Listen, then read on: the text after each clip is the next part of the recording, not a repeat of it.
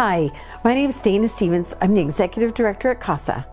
I want to thank you, first of all, for coming to this training and for volunteering to be either an adult supervisor or a minor decoy for our compliance check process for the tobacco retailer licensing in the unincorporated part of San Diego County. I want to tell you a little bit about why it's so important that we hold retailers accountable for sales to minors.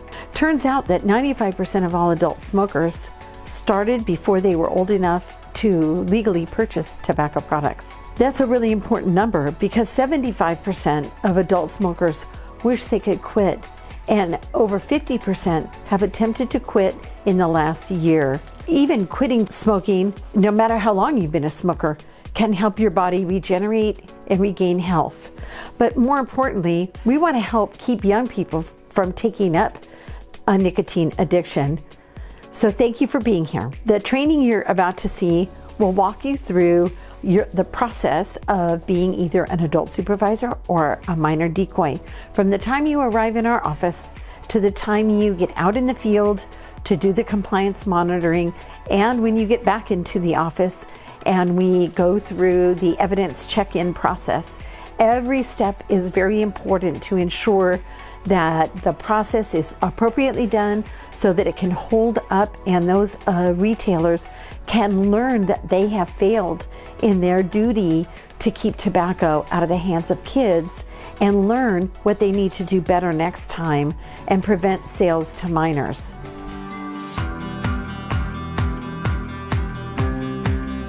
Hello, my name is Matthew Georgis and I have been working with CASA for 6 months now. First, let me thank you for participating in our minor decoy program. Before you're ready to go in the field, there are a few things that we want to make sure that you know to ensure that you feel safe and prepared when conducting these compliance checks. Let's start by going over the minor decoy operations process. It all starts when you first arrive at the office. CASA staff will take your picture with the newspaper for the day to verify that the check occurred on that day specified. Your driver's license or another form of ID will then need to be scanned to show that your age is under 21 and thus any sale made to you is against the law.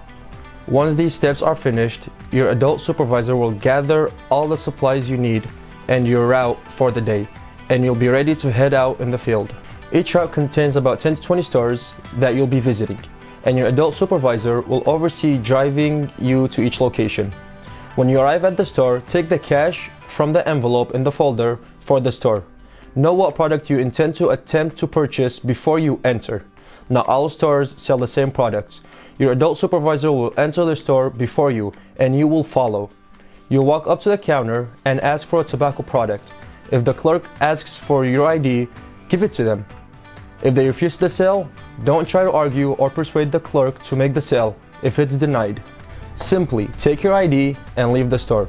If the clerk tries to keep your ID, your adult supervisor will step in to get it back. If at any point you feel uncomfortable, unsafe, or you see someone you know, exit the store and go straight back to the vehicle.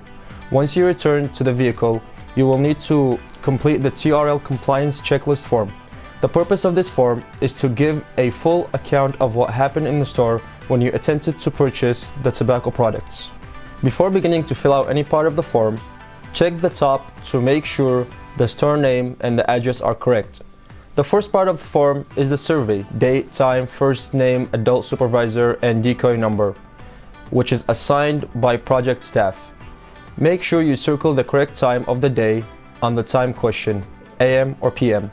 When did it happen? You can then move on to question 1. Were you able to conduct a compliance check? There might be a variety of reasons why you could not attempt the purchase. For instance, was the store closed, no longer sells tobacco products, or maybe you couldn't find the store location, or it was unsafe. Select one of the reasons you are unable to complete the purchase attempt. Question 2. Was their San Diego County retailer license displayed? This is a sign that every tobacco retailer must have visible to customers and shows that they are licensed to sell tobacco products. Your adult supervisor will also be looking for this sign, so feel free to ask them if you couldn't see it or don't remember. Question 3. Was the STAKE Act sign displayed?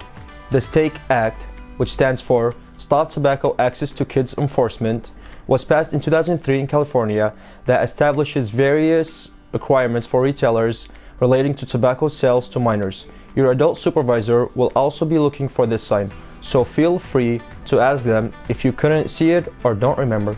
Question 4. Was the sale made? If the sale was made, write the clerk's gender to the best of your ability and their name if they were wearing a name tag. Then write the amount of money that was tendered or how much you handed to the clerk to purchase this product. Question 5.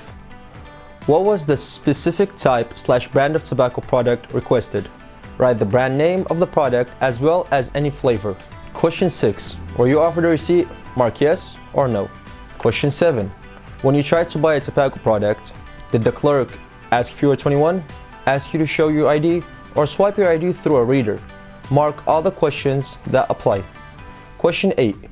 When you tried to buy a tobacco product, did you show your ID, hand your ID to the clerk, say you did not have one, say you were 21, or answer yes when questioned? Please check only one in this section. Question 9. Did the clerk ask you to lower or remove your mask?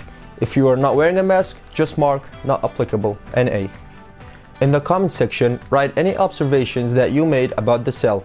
It's generally good to write any specific conversations between the clerk and the decoy, or about the appearance of the clerk. Writing these observations will help CASA and the adult supervisor remember what happened in the future. Take your time filling out this form, ensuring that all the information is correct. If you have any questions or need clarification for any part of the form, don't hesitate to ask your adult supervisor. Once this form is completed, hand it to your adult supervisor. They will proceed to put it in the evidence bag and to the lockbox. After all stores are completed, your adult supervisor will drive you back to the office to check out and debrief.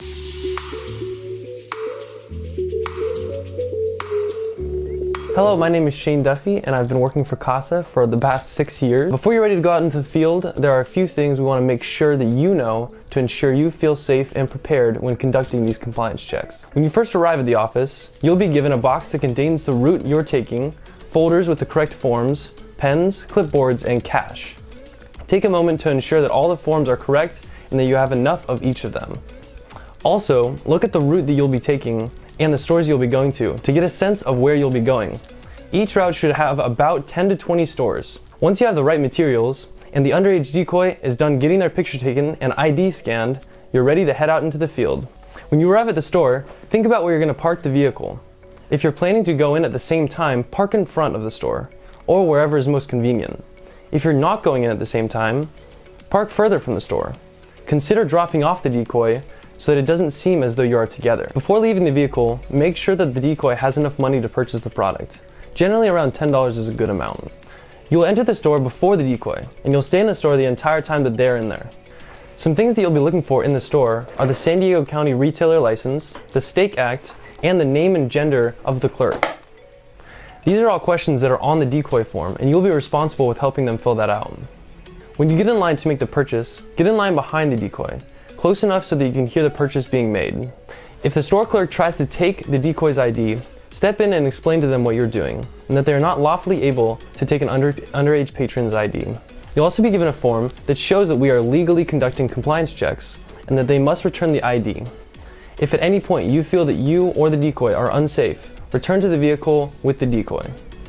Once back at the vehicle, both of you will have to begin filling out your forms. As the adult supervisor, you are only required to complete the affidavit form if the sale is made, but you will still need to help the decoy complete their form. At the top of the affidavit form, you will print your name and write the decoy's youth number showing that you witnessed the sale being made.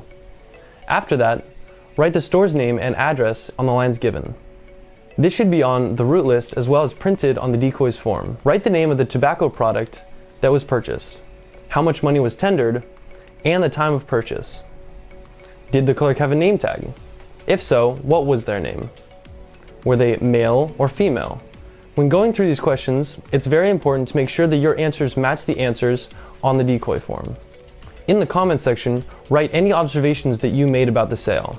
It's generally good to write any specific conversations between the decoy and the clerk, or about the appearance of the clerk.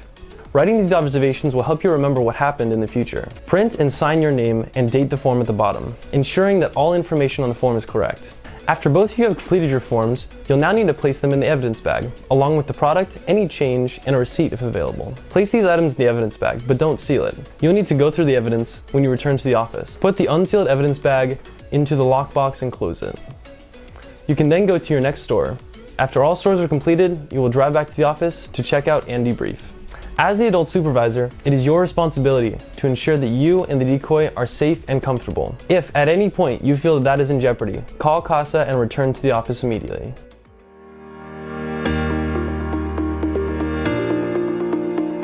Now that you've learned about the process for getting out into the field and conducting the compliance checks, we're going to talk a little bit more about what happens when you get back to the office and you bring that evidence with you.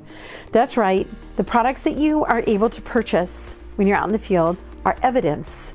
And so it's important that they be handled appropriately. So upon your return, you as a minor decoy and the adult supervisor will both sit down together, and I will be the one to check you in. So we'll take out both of your forms, the affidavit and the data form.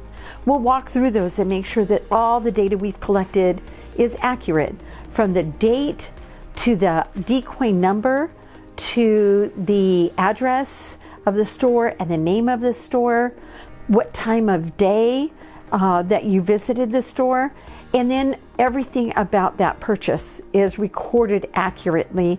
This is very important so that when we deliver the evidence to the county, they will be able to conduct the adjudication in a meaningful and appropriate manner that results in a successful prosecution.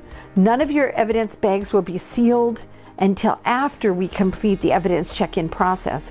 That will include the documents, both the adult affidavit and the decoy data form, and it will also include the product that you attempted to buy, a receipt if they gave you a receipt, and the change from the purchase. All of that will be inside your evidence bag. We'll walk through all of that, and then we scan the forms, we scan the products and the change, and those electronic files stay with us until we transmit everything back to the county.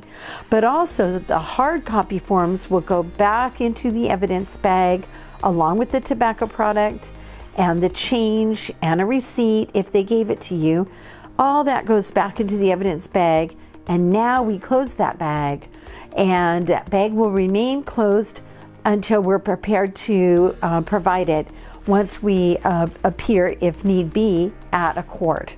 And that evidence bag will be placed into a locking filing cabinet and remain there until we go to court. The other activity that takes place when the adult supervisor and the minor decoy return is that we take a few minutes to just debrief what went well and what do we need to improve upon in this process. Were there challenges? Were there stores that could not be found? Were there problems at one of the outlets? Maybe we couldn't complete a sale at one of the stores because somebody that you know was there. So we'll need to debrief all of that and make sure that you felt prepared, both as the adult supervisor and as the minor decoy, that you felt prepared for your experience.